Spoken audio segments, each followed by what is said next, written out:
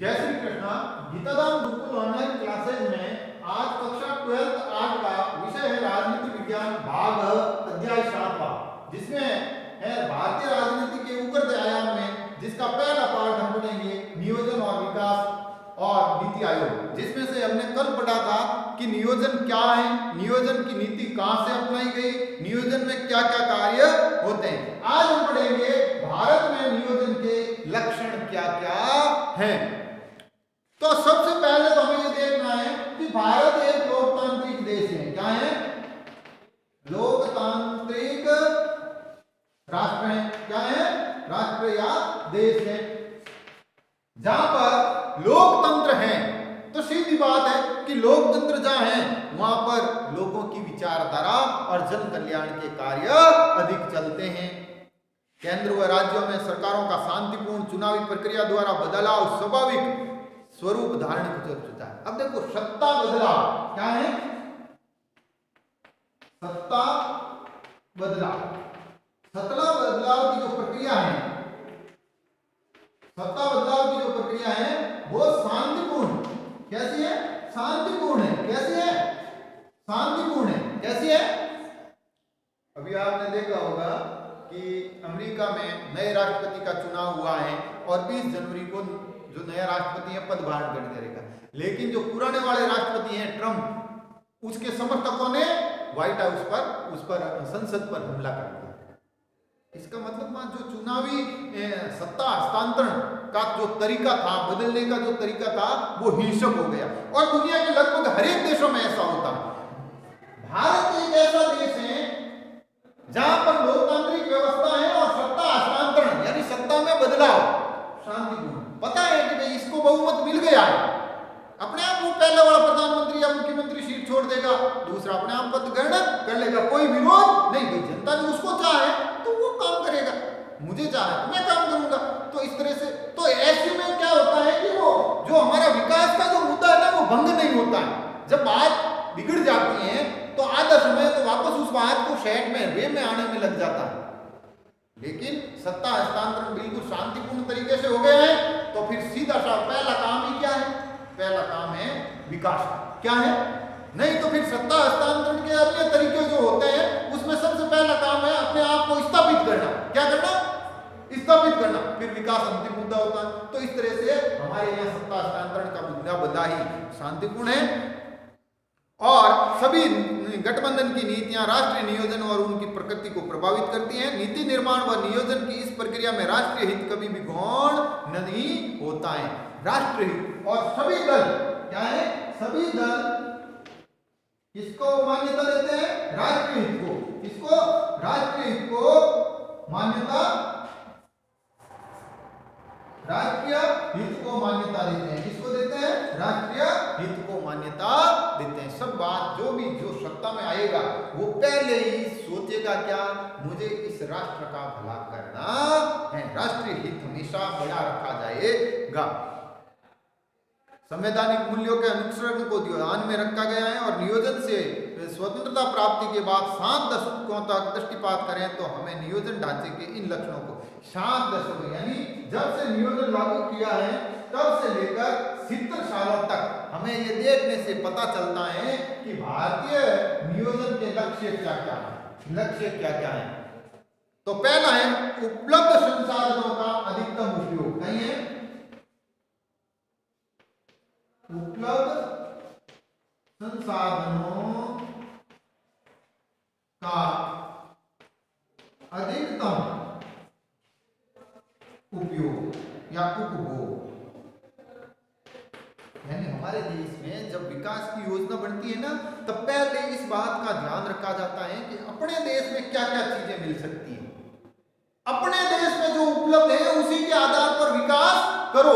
विदेश से कोई चीज मंगाकर विकास संभव नहीं है और है तो भी एक बार होगा। क्या होगा? एक बार। जापान से कोई मशीन मंगाई एक्सरे की, मंगा 4-6 महीना चली, खराब हो गई, फिर मशीन जापान जाएगी तो उसके कोई फायदा नहीं है, यानी वो साल में 3 महीने ही चलेगी।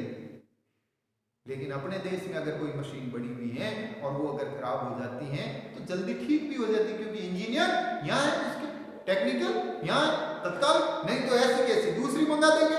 तो इस तरह से उपलब्ध जो अपने देश में है उसी के आधार पर विकास करना। औद्योगिकरण के में क्रम वृद्धि, औद्योगिकरण में क्रमबद्ध वृद्धि। इधर देखो, क्रमबद्ध वृद्धि का अर्थ क्या है? देश का विकास तभी होगा जब औद्योगिकरण होगा, ज्यादा से ज्यादा फैक्ट्रियां लगेगी। क्या लगेगी? ज्यादा से ज्यादा फैक्ट्रियां लगेगी, ज्यादा से ज्यादा कल कारखाने लगेंगे, ज्यादा से ज्यादा उद्योग धंधे लगेंगे, तभी देश का है जो विकास संभव है। लेकिन वो क्रमबद्ध वृद्धि करनी है। क्रमबद्ध वृद्धि का अर्थ होता है जैसे हमारे देश में जो मजदूर हैं, जो टेक्नीशियन हैं, जो तकनीकी ज्ञान है, वो सामान्य स्तर का है, तो वो ऐसा ही धंधा करेंगे। अभी सोचो रिफाइनरी बना ली, अब रिफाइनरी तो पहली बार बनी है, ना तो मजदूरों को उसमें काम करना आता है, ना तकनीशियनों को उसकी तकनीक का ज्ञान है, ना हमारे वहाँ रिफाइनरी के हैं जो पढ़े लिखे लोग यहाँ हैं जो उसको संभाल सके। तो ये भारी चीज है। उद्योग तो है लेकिन सब तो क्रमबद्ध, पहले धीरे धीरे छोटे छोटे उद्योग लगाओ, फिर उससे बड़े लगाओ, फिर उससे बड़े लगाओ, तो इस तरह से विकास होगा। सीधे ही भारी उद्योग लगा दिए, क्या लगा दिए? भारी उद्योग लगा दिए सीधे ही, तो बताओ कि उसमें कोई कमी पेशी रह गई तो उसका सुधार संभव नहीं है और वो फैक्ट्री फेल हो जाएगी। तीसरा है कृषि एवं पशुपालन का समांतर विकास। कृषि व पशु पालन का समांतर विकास। समांतर विकास। हमारे देश में मिश्रित कृषि है। कैसी है? जो कृषि करेगा वही पशुपालन रखेगा और जो पशुपालन करेगा वो खेती जरूर करेगा। बहुत कम। अब जब ये दोनों अलग अलग होते हैं तो ये व्यावसायिक होते हैं। क्या होते हैं? खेती वाला अगर अपना बिजनेस करना चाहेगा तो चाय की खेती करेगा तो वो बिजनेस वाली खेती है और वो पशुपालन नहीं करेगा। और डेयरी वाला अगर बिजनेस करेगा डेयरी का तो फिर वो खेती नहीं करेगा। लेकिन मिश्रित है तो हमें यहाँ दोनों का समांतर विकास करना है। यानी हम जब विकास की योजनाएं बनाएंगे तब ये तय है या ऐसा तय करना पड़ेगा कि दोनों का साथ साथ विकास हो। क्या हो? हम अलग से अगर खेती पशुपालन का विकास करना चाहें और कृषि को गौण रखें तो पशुओं का विकास नहीं होगा पशुपालन का, और अगर पशुपालन को ध्यान में नहीं रखकर सिर्फ कृषि का ही विकास करें तो ऐसी कृषि भी हमारे यहाँ संभव नहीं है या फिर उसका उस तरह से कृषि नहीं होगा। इलेक्ट्रॉनिक एवं संप्रेषण क्षेत्र में तीव्र गति से आगे बढ़ना। चौथा है इलेक्ट्रॉनिक व संप्रेषण क्षेत्र में विकास। अब देखो हमारे देश में अगर हम डेवलपमेंट करना चाहते हैं, विकास करना चाहते हैं, कोई योजना परियोजना बनाना चाहते हैं तो हमें दो चीजों का ध्यान रखना पड़ेगा। पहला इलेक्ट्रॉनिक यानी बिजली। क्या? आज दुनिया की ऐसी कोई मशीन नहीं है जो बगैर बिजली चल सके। बिजली जरूरी है, चाहे कैसे भी पैदा करके बिजली उत्पन्न करो, बिजली से ही सारी मशीनें चलेंगी। संप्रेषण, संप्रेषण का अर्थ होता है संचार। क्या है? संचार, सूचना। क्या? सूचना का भी माध्यम होना चाहिए भाई। टेलीफोन होना चाहिए, ईमेल की व्यवस्था, इंटरनेट होना चाहिए, मोबाइल टेलीफोन होना चाहिए, डाक तार होना चाहिए, सड़क परिवहन होना चाहिए। इसके बगैर आप अपना काम कैसे करोगे? धंधा कैसे करोगे? भाई माल खत्म हो गया तो नया माल कैसे मंगाओगे? सूचना होगी, साधन होगा तभी तो, नहीं तो बैठे रहोगे। तो इस तरह से संप्रेषण भी होना चाहिए। ये दोनों चीजें होनी चाहिए। चौथी है शासकीय कार्यतंत्र की पारदर्शिता।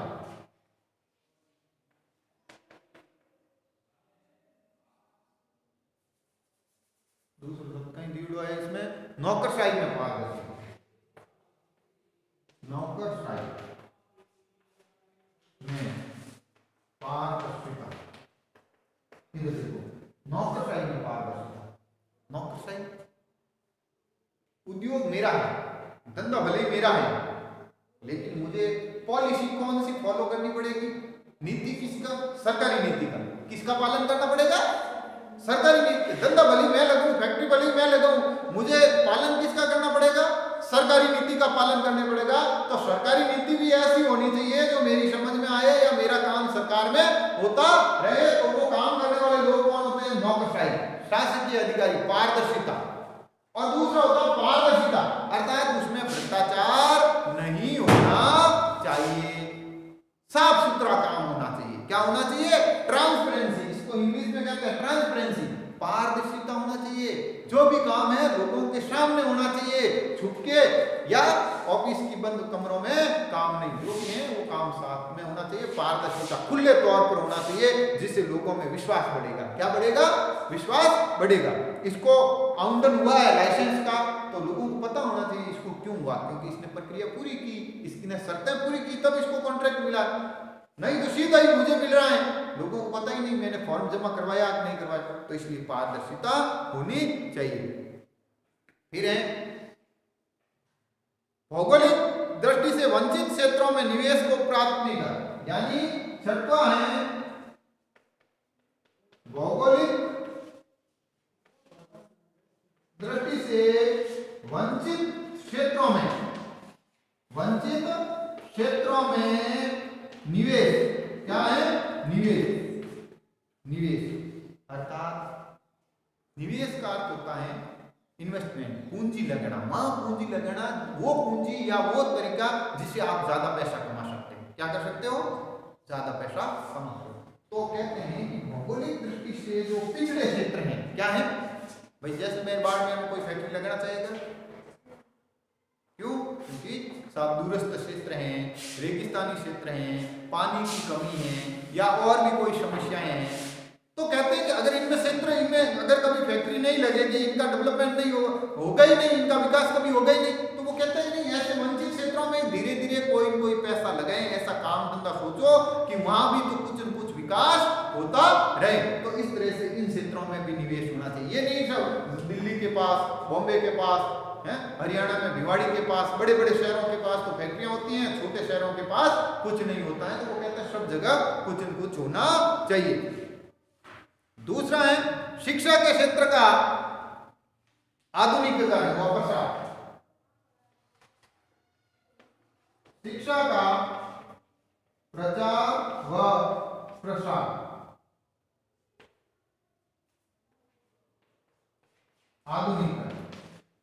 आधुनिकीकरण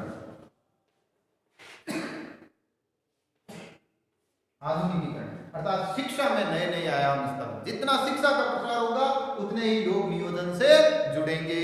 फिर है आपका कौशल विकास। क्या है? कौशल विकास। एक और है आपका बौद्धिक संपदा का उपयोग। इसका मतलब क्या हुआ? बौद्धिक क्षमता, समझदार लोगों का। कैसा? जानकार लोगों का, विषय विशेषज्ञ लोगों का। कैसा? विषय विशेषज्ञ लोगों का। भाई हर बंदा अपने अपने क्षेत्र में किसी न किसी चीज का जानकार होता है, तो उन जानकार लोगों का भी इसमें उपयोग होना चाहिए, उनको शामिल करना चाहिए योजना परियोजना में, ताकि वो अपने क्षेत्र का ज्ञान जो लगा सके और उसकी ज्ञान की बदौलत कार्य करे। कई बार क्या होता है, कुछ चीजें ऐसी हो जाती हैं जो अनट्रेंड होते हैं या उस क्षेत्र के जानकार नहीं होते लोग, जो इसी कमरों में बैठ के योजना बना लेते हैं। बहुत धरातल पर जब योजना आती है तो वो योजना फेल हो जाती है। पूछते हैं क्यों साहब ये ऐसा, तो ऐसा पहले ही पता था कि इस वजह से होगी, तो इनको पूछ लेते। तो इस तरह से है जो वो एक है कौशल विकास, जो नम्मा है आपका वो है कौशल विकास। क्या है? कौशल विकास। प्रत्येक क्षेत्र में कौशल विकास करना चाहिए, स्किल डेवलपमेंट करना चाहिए। अर्थात लोगों को सिर्फ पढ़ाना ही नहीं है, पढ़ाई के साथ साथ उनको कोई ऐसा ज्ञान देना है जिससे उनकी आजीविका पूरी हो सकती है। क्या हो सकती है? आजीविका पूरी हो सकती है, उनका पेट भरे, ऐसा कोई उसको धंधा हो सकता है। तो इस तरह से भारतीय नियोजन की प्रकृति उतार चढ़ाव वाली भी रही है। हमारे देश में ये जरूरी नहीं है कि नियोजन हमेशा लगातार आगे ही बढ़ रहा है, कई बार वो रुका भी है, कई बार वो पिछड़ा भी है, कई बार वो तीव्र गति से तेज भी बढ़ा है, कई बार वो सामान्य तरीके से भी चल रहा है, क्योंकि सरकारें बदली है, लेकिन ये है कि रुका कभी नहीं है, वो हमेशा किसी न किसी रूप में चलता रहा है। दूसरा है नीति नियंत्रक के विचारों एवं आवश्यकताओं ने भी इसे प्रभावित किया है, और कई बार इसको सरकारी नीतियों ने भी प्रभावित किया है। सरकारें आई नए नए तौर तरीके लागू किए, कई बार सफल हुए, कई बार असफल भी हुए हैं। जहां शुरुआत के वर्षों में केंद्रीकृत व्यवस्था के रूप में दृष्टि, अब हमारा जो नियोजन है, अब देखो हमारे नियोजन की एक और विशेषता बताई गई है, जो हमारे नियोजन की जो विशेषता बताई गई है वो और तरह की भी बताई गई है। उसमें पहला है कि हमारा जो शुरुआती नियोजन केंद्रीकृत था। कैसा था? केंद्रीकृत था। क्या था? केंद्रीकृत। कैसा था? अर्थात सब कुछ दिल्ली से तय था। क्या था? अब दिल्ली में जो योजना बनती है वो एक मुख्य विषयों की बनती है। कैसे बनती है? मुख्य विषय कैसे भाई? मिली जुली। अब दिल्ली वालों को क्या पता राजस्थान को क्या जरूरत है, दिल्ली वालों को क्या पता कि तमिलनाडु वालों को क्या, वो तो एक सामान्य बनाते बीच की, लेकिन जब वो वापस धरातल पर जाती है तो वो योजना फेल हो जाती है। इसलिए है जो केंद्रीकृत की जगह विकेंद्रीकृत। अब योजनाएं राज्यों से मंगवाई गई कि आप क्या चाहते हो, आप क्या चाहते हो, तो इस तरह से केंद्रीकृत। आगे चलकर उदारवादी स्वरूप ले लेती है, और बाद में केंद्रीकृत की जगह कैसे हो जाता है? उदारवादी। उदारवादी का मतलब है ज्यादा से ज्यादा छूट देने वाली बात है, जो इसको जैसा चाहिए वैसे छूट दे दो। भाई राजस्थान में कौन सी योजना कारगर होगी? नदियों पर जो पैसा लगाएगा उसमें राजस्थान को क्या मिलेगा? कुछ नहीं मिलेगा, नदियां ही नहीं है अपने, तो वो सारा पैसा उत्तर प्रदेश में चला जाएगा, बिहार में चला जाएगा, नदियों वाले तो उनका विकास होगा। हमें तो कुछ नहीं मिला, हमें तो कुछ नहीं मिला। मैदानी इलाकों का विकास है साहब, सड़कों का, तो हमारे यहाँ रेगिस्तान है, सड़कें होती नहीं रेगिस्तान में, के साथ टिल्ले हटाने पड़ेंगे, ये आबाद आ गई, तो उसका तो वो कहते हैं कि जिसको जैसी योजना चाहिए वो उसको पार करना चाहिए। वैश्वीकरण का प्रत्यक्ष प्रभाव हमारे नियोजन में। फिर किसका प्रभाव पड़ा? वैश्वीकरण का। कौन सा? वैश्वीकरण। वैश्वीकरण का भी प्रभाव पड़ा। क्या पड़ा? प्रभाव पड़ा। वैश्वीकरण का अर्थ है देश दुनिया का भी प्रभाव हम पर पड़ा। जो देश दुनिया में चल रहा है, विश्व में जो घटनाएं चल रही हैं, उनका भी प्रभाव हम पर पड़ा है। राष्ट्रीय प्राथमिकताओं के साथ नियोजन की प्राथमिकताओं में शामिल रहा। सामाजिक क्षेत्र के मुद्दों में है जो, और सबसे ज्यादा विकास रहा सामाजिक क्षेत्र का। किसका? सामाजिक क्षेत्र। किसका? सामाजिक क्षेत्र, यानी समाज के वो हिस्से जहां पर समाज को ज्यादा से ज्यादा फायदा हो, उन क्षेत्रों का हमारे यहाँ फर्क पड़ा है। तो सामाजिक क्षेत्र कौन कौन से हैं? सबसे पहले समाज का विषय क्या है? कृषि। क्या है? कृषि, पेयजल,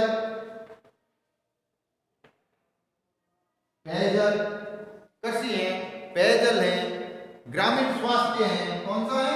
ग्रामीण स्वास्थ्य है। अब देखो एक शब्द दिया ग्रामीण स्वास्थ्य। शहरों को स्वास्थ्य नहीं चाहिए, शहरों के पास ऑलरेडी संसाधन है, हॉस्पिटल वहां है, वहां पर पैसा अब लगाने की जरूरत नहीं है। लगाएं तो कोई दूसरी तकनीक पे लगाएं। लेकिन गांवों में आज भी प्राथमिक स्वास्थ्य नहीं है, छोटे हॉस्पिटल भी नहीं है। हॉस्पिटल है तो डॉक्टर और नर्स नहीं है, डॉक्टर और नर्स हैं तो दवाइयां नहीं है, दवाइयां हैं तो उनको पहुंचने का सड़क नहीं है। तो ये ग्रामीण स्वास्थ्य इसलिए दिया कि इन क्षेत्रों का भी विकास हो।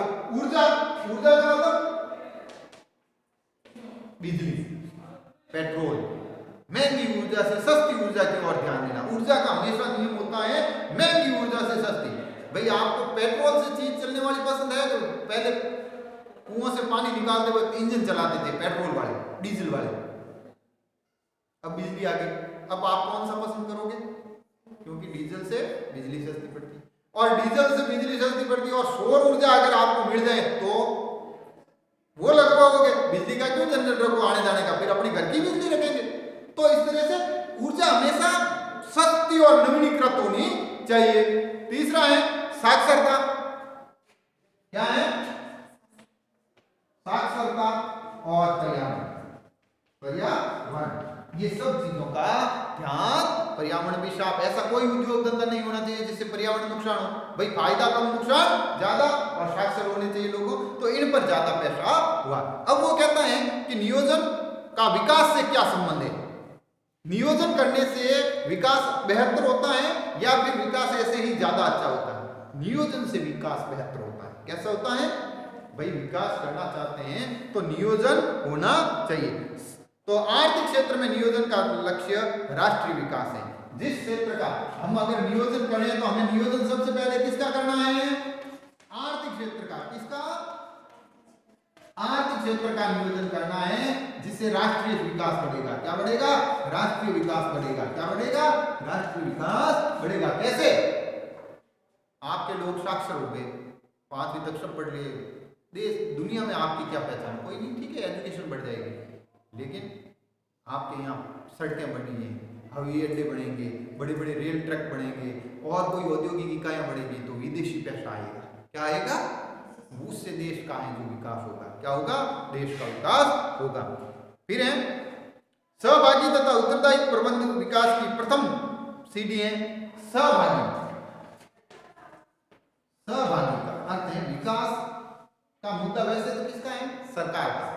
किसका है? सरकार का। लेकिन क्या सरकार अकेले विकास करेगी? साथ में किसको जुटना पड़ेगा? निजी क्षेत्रों को। किसको? निजी क्षेत्रों को। किसको? निजी क्षेत्रों को भी जुड़ना पड़ेगा। प्राइवेट फैक्ट्रियां साथ जुड़ेगी, सरकार उनको सुविधा देगी, दोनों मिलेंगे तो सहभागी क्षेत्र होंगे।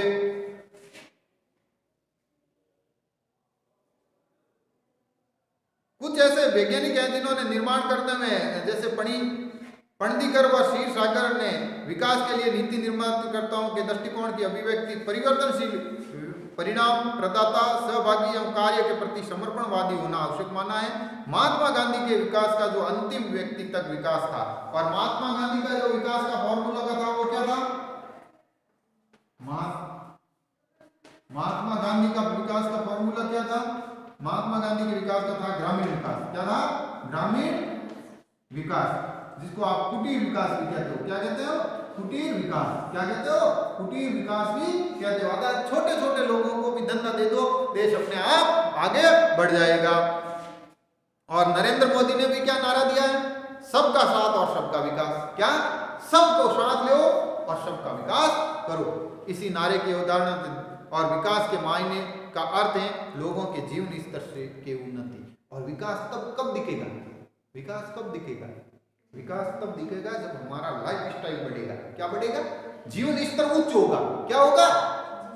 जीवन स्तर उच्च होगा, हमारा रहन सहन बदलेगा, हमारी आय बढ़ेगी, तो हमारा जीवन स्तर भी अपने आप उच्च हो जाएगा।